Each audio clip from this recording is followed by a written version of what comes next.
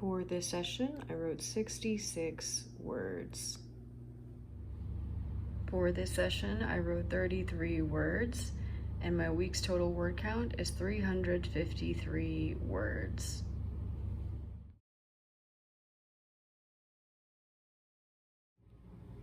For this session, I wrote 38 words. For today's tarot, I pulled 8 of coins and 8 of cups from the Romantic Tarot by Los Scarabeo, Death from my giant Rider-Waite-Smith deck, the 6 of discs, and the Hermit from my large Thoth deck. I have been reading The Queen of Spades by Alexander Pushkin very, very slowly. I think I'm on page 10. I made it through 2 chapters, and the tarot bookmark I pulled for this book is the Star. I am more than halfway through The Myth of Sisyphus by Albert Camus, and I am loving it so much. And I am 150 pages into Demons by Dostoevsky, translated by Robert McGuire. I have been enjoying this translation. It is very different from Constance Garnett's translation, which she titled The Possessed. There are some areas that are more explicitly articulated in this translation that is lacking in Garnett's translation, which I believe is more censored. But I do find that Garnett's conservative translation is actually more poetic and beautiful because of its subtleties and nuances that leave the mind to wonder. And particularly Kirilov's moment with the narrator, I thought was much more well done and well presented in Garnett's translation than in McGuire's, which did feel hasty.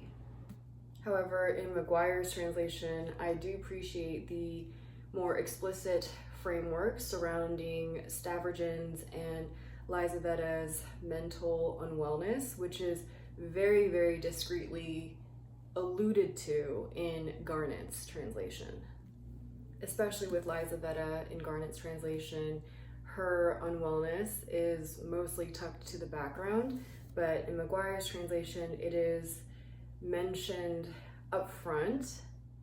I also do find it interesting that in those times, it was considered an unwellness to have a restlessness about a person.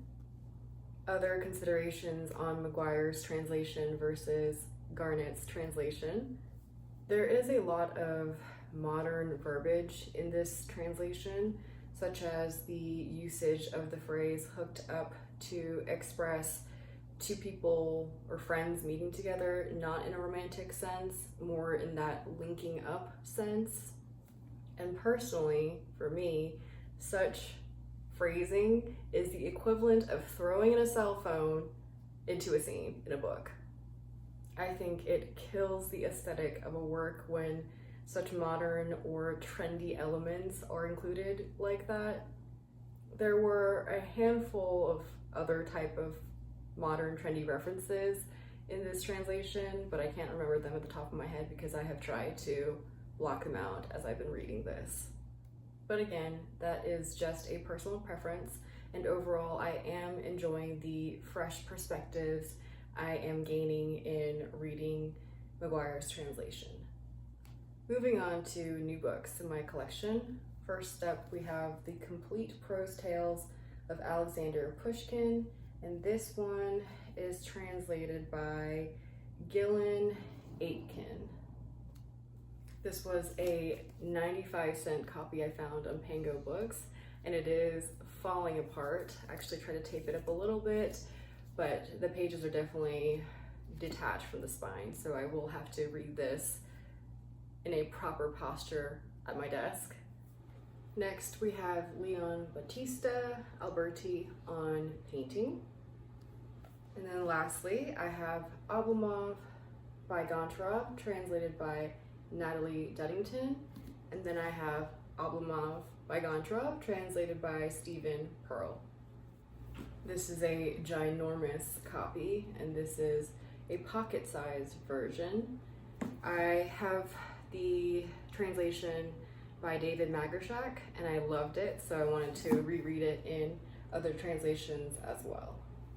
I have a few other Goncharov books done by Stephen Pearl, and I do enjoy his translation, so I'm very excited to read his version of Oblomov. That is it for this vlog, and I will see you in the next one.